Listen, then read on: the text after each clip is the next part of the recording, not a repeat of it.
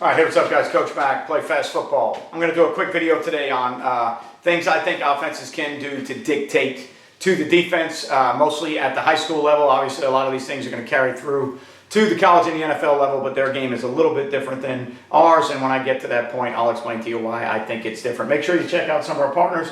GameStrat, sideline replay company we use. If you're looking for highly reliable, highly affordable sideline replay, great customer service, check out GameStrat. There is a link in the description box of this video that if you click on the link, it takes you directly to GameStrat's site. Dome Hats, a headwear company we use with Play Fast Football, Bishop Kenny High School. Every school that I've been at in my head coaching career, I've always used Dome Hats. This is one of our custom Bishop Kenny Crusader logo, BK logo, Dome logo, fitted hat. If you're looking for custom hats, check out Dome. Stock hats suck.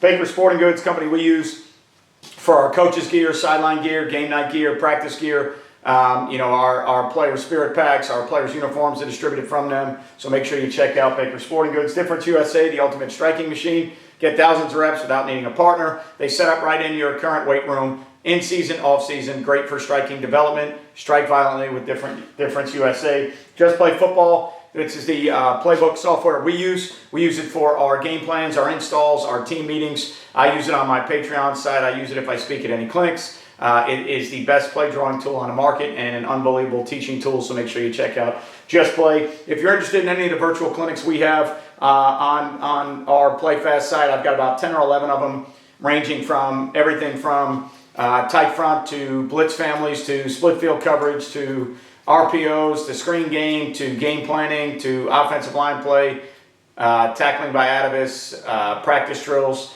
About 10 or 11 different virtual clinics that we've done in the last couple of years. You can have access to every one of those, 18 to 20 hours of football, $10. Email me, sting8740@gmail.com. And then if you have your notifications turned on, we will be on YouTube Live tonight, 8 o'clock. Great chance for you to interact with the Play Fast community. Great chance for me to do some question and answers and some comments from you guys in a live setting. And it's also a great chance for you to contribute to the channel if you feel free to do so. If you like what we've done for the last 10 years, YouTube is obviously a free site. So anytime you can contribute to the well-being of Play Fast Football, you can do that on a live chat. All right, so I think, to me, offense still dictates to the defense, all right? The offense dictates, what's going to go on at the beginning of every play, the beginning of every drive, from tempo to formations to personnel groups to runs and passes, ultimately dictated by the offense, right? I know a lot of defensive guys. I'm a defensive guy myself. I think we feel like sometimes we want to dictate to the offense with our style of play, how aggressive we are, pressures, different fronts, different coverages. I feel like we think about dictating to the offense, but ultimately it's the offense who decides everything. In my opinion, the offense dictates to the defense. Here's things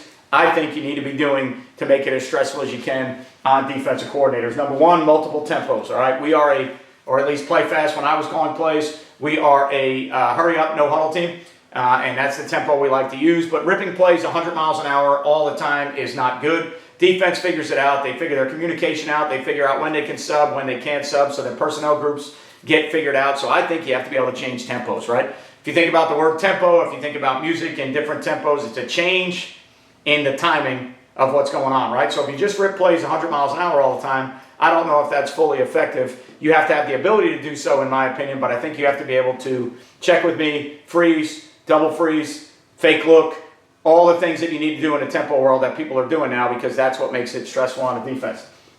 The ability to shift trade motion. Do you have to live in that world all the time? No. Do you have to be, first thing that comes to mind to me would be like the Matt Canada style, where a bunch of unbalanced formations, a bunch of shifts, trades, motions. Do you have to be that style? No, I don't think you do. But I think you have to have the ability to shift trade motion, because it causes stress for the defense. If you watch the, Cowboys game the other day, they were getting a bunch of motions. Seemed like they had a hard time handling them. Seemed like they had a hard time dealing with what Green Bay was doing, because as a defensive coordinator, anytime somebody can shift, trade, motion, move things around, you have to have rules set in place from coverage to coverage, blitz to blitz, front to front. How are you lining it up? What are you doing? If they change strength, if they put the tight end in a different spot, they got two tight ends on the field. So just having the ability to do that, to me, causes stress for the defense. Do you have to live in that world? I don't think so, but you have to at least have the ability within your system to do it a little bit. All right? Vertical run game. I don't care what system it is. I don't care what style of plays you choose to run. I'm not here to argue a system. I'm not here to argue certain runs over other ones. If you want to be gap schemes, that's fine. If you want to be zone schemes, that's fine.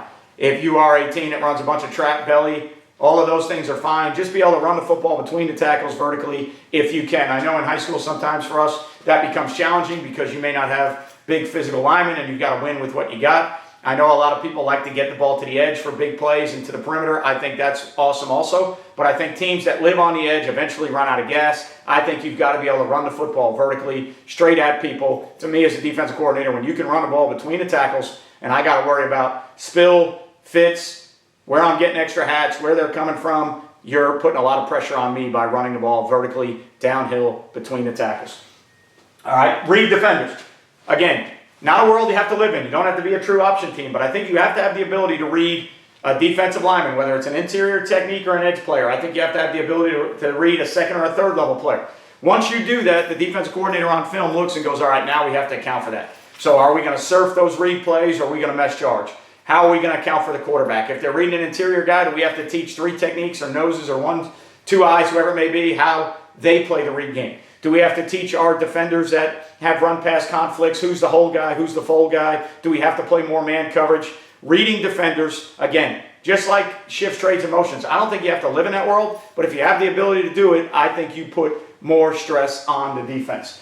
All right, quick passing game. I think RPOs have been really good for offenses, but I think they've taken away the notion of true quick passing game. And to me, in high school football, all right, maybe not college, maybe not the NFL, but in high school football, I think you can live without drop-back passing. If you notice, I don't have drop-back passes on the board. All right, I think you can live in a world where you are throwing quick and intermediate passing game, throws that your quarterback can make, routes and combinations that are easy to understand, routes that your receivers can run that aren't too, difficult from a body control perspective or multiple adjustments. I know you're going to have some choice concepts and some concepts that get adjusted, right? That's the way the game is played. But the easier you can keep the route concepts on the wide receivers, both physically and mentally, the easier you can keep those on the quarterback, I think you have a higher rate of success. So although RPOs have been great, to me, what I have seen is we have gotten away from the quick and intermediate passing game, and that's how I think we can stay on schedule, ahead of the sticks, and continue to move the ball down the field. Play action shots. Again, I don't have drop-back passes on there. I don't think you need to live in a drop-back passing world in high school to be a great offense. I think you might have a couple that you carry for certain situations. Obviously, you get longer, 3rd and 9, 10, 11, 12. It's not going to be quick passing game. It's not going to be, some of the other things that we talked about, so you're going to have to probably drop back. But I think if you are good at all the things that I have on the board, I think you can carry less drop-back passing game concepts, focus on the ones that you're carrying, and get better at the ones that you're carrying. Play action shots are a way that we can stretch the field. We can show the defense that we're not afraid to stretch the field. We can try and get the ball down the field to our best players. And we can usually use some type of 7-man protections to where off of our vertical run game, now we can keep the quarterback upright and on his feet to take those shots downfield, right? So play action shots, although they don't always have to be successful, as long as you don't turn the ball over, you are showing the ability to honor run game, right? So you've got a good vertical downhill run game. And now you're showing the ability that the defense has to honor that run game while also being able to take the top off, which means the back end guys, all right, some teams are just man teams, so be it. Now you're going to get a one-on-one down the field. All right, but if it is teams that are, zone coverage teams, run fits, safeties involved in the run fits, now you're enticing them to fit runs because of your vertical run game, and you're trying to take shots down the field, right? So quick passing game, play action, vertical shots, I think that's a better way to live than drop back passing. All right, screen game. I think you have to be really good in the screen game if you want to be a good offense. You have to stress defenses out by letting them know you will screen them. I think you have to carry multiple screens, so I think you have to be able to throw quick screens to receivers, tunnel screens to receivers, slow screens to running backs, get your tight end or your sniffer involved in the screen game. I think if you are multiple with your screens, okay, and again, how many can you carry and be effective? All right, that's up to your teaching progression, how you teach it, how you teach your linemen. But I think you can carry at least 1 or 2 receiver screens, a running back screen, and a sniffer tight end screen. All right, and the big key to me is you got to screen on downs that aren't always screen downs. So a lot of people carry screens, but they only screen on screen downs. As a defensive coordinator, to me, what I think makes it more challenging is when you can screen me at any time.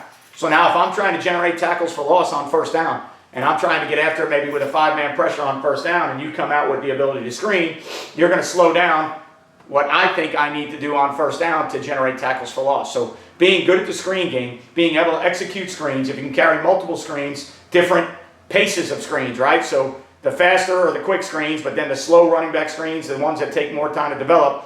All right, if you're good at those and you screen when you want to screen, I think you put a lot of pressure on defenses. And then I think you got to move the pocket. All right, so you can't let the defense know where the quarterback's going to be all the time, especially in high school football when you have a lot of athletic quarterbacks, maybe that can only make certain throws.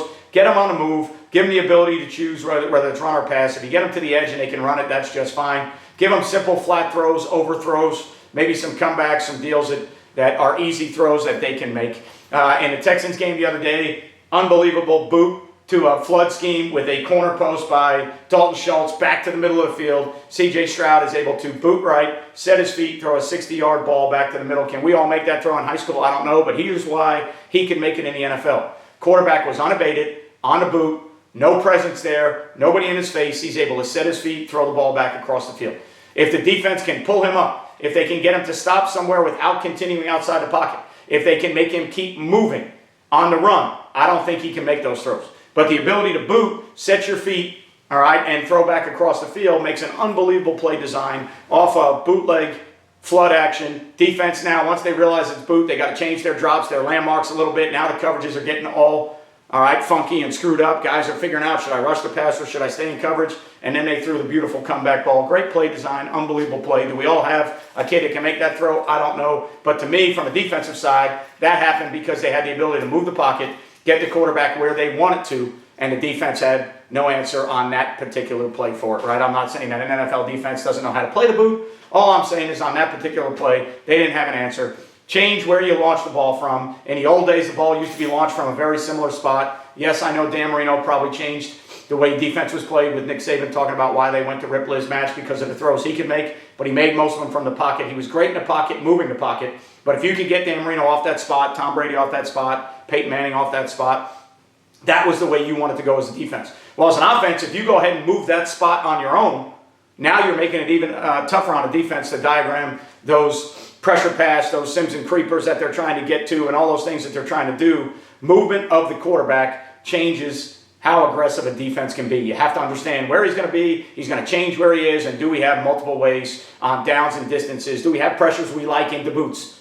Do we have pressures we like if he's in the pocket? Those are all things that defensive coordinators have to think about. So I think that is something that you should do, especially in high school football, have the ability to move the pocket. Now, a lot of these things are probably common sense. A lot of you guys are going to look at the video and go, yeah, coach, obviously those are common sense. But the more you look at it, or at least when I looked at it when I was on offense, I would go back to games and find out I stopped doing a lot of those things. We got off track. All right, we got too involved in a game plan and how we can beat certain coverages, and we got away from certain things. Okay, so I'm not telling you what system to run. I'm not telling you how to call offenses, or you have to be, air raid, run and shoot, wing T, single wing, flex bone, slot T, power T, or any of those things. You do what you want. That's what makes the game of football great. But I think philosophically, if you can do some of these things, if not all of these things within your offensive scheme, you are going to present a lot of stress on a defense. I know as a defense coordinator, when I see a bunch of these things, it changes how I approach my game plan greatly. All right, so I appreciate all of you guys being here. Thanks for everything you do for PlayFast, 10 years in the making, pushing 4 million views. We're about 20,000 views away from 4 million views. So thanks to everything you guys do for us. Remember, subscribe to the channel, turn the notifications on so you know every time we do a video and every time we go on YouTube Live, like we're going to jump on YouTube Live tonight. Thumbs up, thumbs down if you like it or don't like it. It's your opinion. I just appreciate the fact that you watched it. Leave a comment. Any comment you leave, I will respond to as long as I can see it on my end and I get a chance, I will respond back. So if you're on tonight, jump on YouTube Live with us. Great way to interact with the community and a great way for you to contribute back to the channel if you so choose to. If you want any of the virtual clinics we've done, at Sting 8740@gmail.com is my email address. Email me. I'll let you know how you can get those $10, 18 to 20 hours of football, 10 to 11 virtual clinics. And stay tuned for the future. I think I want to get a booth at either Glazier, Nike, or certain clinics. I don't want to be a speaker really right now or anymore. I'd like to give those opportunities to younger people. I would just like to set a booth up where guys in between speakers or in between sessions can come around, whiteboard, draw plays up. All right, doesn't have to be right or wrong, doesn't have to be chalk wars, it doesn't have to be any of that stuff. Just come by, You have the same affliction I do. You suffer from the same thing I suffer from in a good way. We all love X's and O's. We all love football. So get on a whiteboard, draw it up. That's what Play Fast Football is. So why not bring Play Fast Football to a clinic? I don't want to sell you anything. Maybe Dome Hats, Game Strats, some of my other sponsors will be there. All right, but I'm not trying to sell you anything. I just want you to talk ball, all ball, no bull. Let's get after it, all right? Remember, you won't play well until you play fast. Thanks for what you do for me. See you guys next time.